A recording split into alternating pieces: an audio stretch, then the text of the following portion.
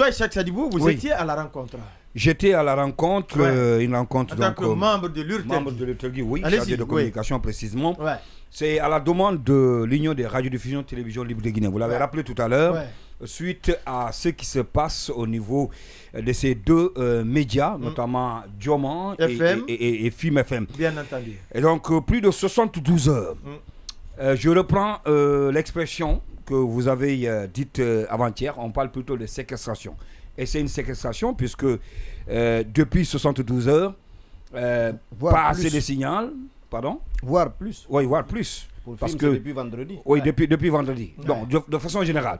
Donc, on était parti pour exposer, demander à la HAC, la Haute Autorité de la Communication, d'intervenir. Parce que on a supposé que non seulement l'heure est grave, mais le rôle de la Haute Autorité de la Communication n'est pas seulement de convoquer, réguler et sanctionner les journalistes, mais derrière aussi, c'est de défendre les intérêts de ces mêmes journalistes. Et aujourd'hui, les intérêts de certains journalistes sont menacés vu que les médias dans lesquels ils travaillent ne fonctionnent pas quand on parle de radio. Et le DG, je pense, de Dioman l'a rappelé, Khalil, aujourd'hui les emplois sont menacés.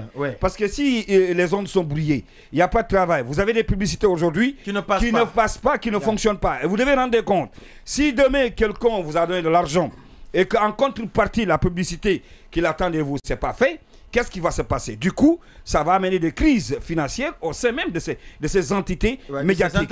Et du coup, ça aura des répercussions naturellement sur les emplois qu'on doit protéger. Donc, ceci dit, l'URTELGUI a donc pris l'initiative d'aller vers la Haute Autorité de la Communication pour l'interpeller, pour qu'il intervienne.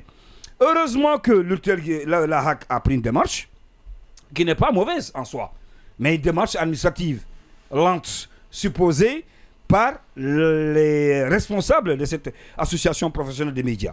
C'est vrai que c'est normal lorsqu'il est question de parler de ces médias qui sont brouillés.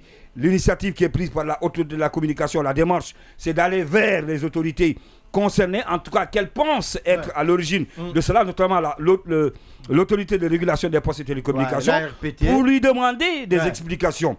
Et c'est ce qu'on nous a attendu, comme quoi, il y a d'ailleurs, je pense que c'était hier, une mission composée de 4 commissaires avait été envoyée auprès de l'autorité de régulation des postes et télécommunications pour savoir davantage qu'est-ce qui se passe, pourquoi plus de 72 heures, certains médias sont brouillés. Et il faut retenir quelque chose, c'est important, c'est parce que c'est devenu récurrent maintenant. Sinon, ça fait 3 mois, 4 mois, comme le président l'a dit, on est en train de gérer la chose à l'interne. On a parlé par exemple des médias du côté de Cancan qui a connu les mêmes, qui a vécu la même situation, Faso FM. Donc quand c'est comme ça, on a essayé de gérer ça à l'interne, mais puisque c'est arrivé à un moment donné où il faut vraiment il faut se faire entendre. Donc ça a amené l'URTELGUI à aller vers la Haute Autorité de la Communication. Sauf que la démarche a été jugée un peu, si vous voulez, lente, politique, administrative. Et pendant ce temps, les médias sont en train de souffrir. Les emplois, les emplois sont en train d'être menacés. Il faut aller plus vite que ça. Par la et à ce propos, les actions vont être entreprises dans les jours qui viennent. Je voulais juste conclure en 30 secondes pour dire qu'il faut aller plus vite que la Haute Autorité de la Communication. Et je pense que c'est l'ambition prise aujourd'hui par l'URTELGUI qui, comme il l'a dit tout à l'heure, qui sera en concertation avec les autres associations professionnelles des médias pour qu'ils viennent dans la danse. C'est comme ça. Et il y aura ce qu'on appelle... de faire actionner. Oui, actionner, bien sûr. Donc demain la réunion, il y aura les actions, des actions phares qui vont être posées, désobéissance ou encore, si vous voulez, journée sans médias, marche et autres, beaucoup d'actions qui vont être surtout que la démarche est en train d'être soutenue par les centrales syndicales. Je le disais souvent, quand vous dansez avec un aveugle, des fois il faut le piétiner pour qu'il sache que vous êtes présent. Moi, Nyouma Sissé, on est à 7 minutes de la pause. Je voudrais conclure le dossier avant d'aller à la pause. Allez-y. Au sortir de la réunion, la seule chose que moi j'ai compris, c'est que la HAC n'a pas de solution. Elle est face à une situation. N'a pour le moment pas de solution. Elle a montré son impuissance. Oui, absolument. Elle a montré son. Parce que moi, j'ai suggéré quand même au président, ne serait-ce qu'une conférence de presse pour élever un peu le ton par rapport à ce controverses. En principe, le président de la HAC devait dire de vive voix, pas d'une main morte aux autorités, que ce n'est pas du rôle d'une autorité de régulation de brouiller les fréquences des médias. Ce n'est pas son travail à elle. Alors, si l'autorité de régulation dit que ce n'est pas elle, qu'elle nous dise c'est qui alors dans ce pays. Parce que c'est elle qui s'occupe, qui veille, qui est en charge justement donc la régulation des zones dans notre pays. Donc il n'y a personne d'autre. Il faut que cela soit dit et que cela soit dit très fort. Malheureusement, c'est pas ce que j'ai senti. Mais cette impuissance quand même se visait dans le visage des membres des commissaires. Des commissaires. C'est une impuissance. En tout cas, c'est pas à l'image. Je dis que c'est vraiment... Non, c'est inopportun. Et je l'ai dit hier. Aujourd'hui, c'est l'ARPT. Mais la situation a atteint un niveau tel que le fait que les autorités soient de marbre est un silence coupable, est un silence qui comme on appelle, établit leur responsabilité dans ce qui se passe.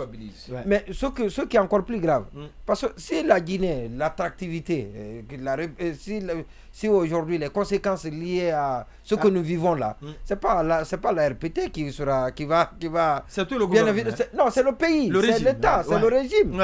Et donc à ce niveau, à ce stade-là, en principe, c'est l'État qui devait prendre ses responsabilités. L'État au plus haut sommet, le président de la transition, Mamadi Doumbouya. Est-ce que déjà... Oui, allez-y, d'abord on va vous écouter. Alors moi je pense que la diversion dont parlait Marouane, elle s'applique particulièrement à ce dossier. Parce que je dois préciser que par rapport à l'incident qui s'est passé hier au ministère des Postes, de Télécommunications et de l'économie plus numérique. Ou moins en lien avec le débat que nous menons, parce que selon nos dernières informations, le secrétaire général, sa réaction découlait plutôt d'accusations formulées à son encontre par le ministre Ousmane Gao. D'insultes, pas d'accusations. Non, d'accusations. Oui, parce qu'on dit que vous êtes irresponsable. Oui, non, mais ça c'est de l'insolence. Ah, oui, voilà, il faut dire les choses telles. Il a demandé, il les a invités à prendre plus de responsabilités.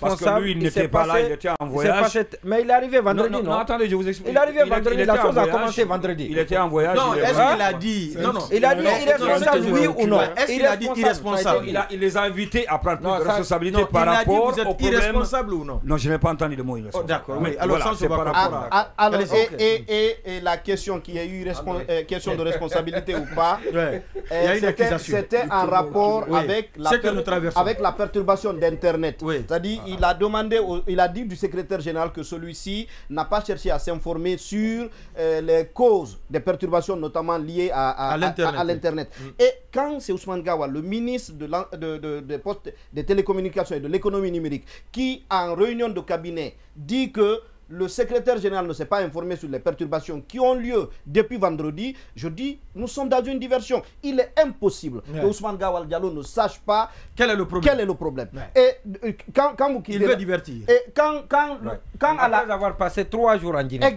il est arrivé vendredi soir. Il a passé samedi, il savait qu'il n'y avait pas Internet et les zones sont brouillées.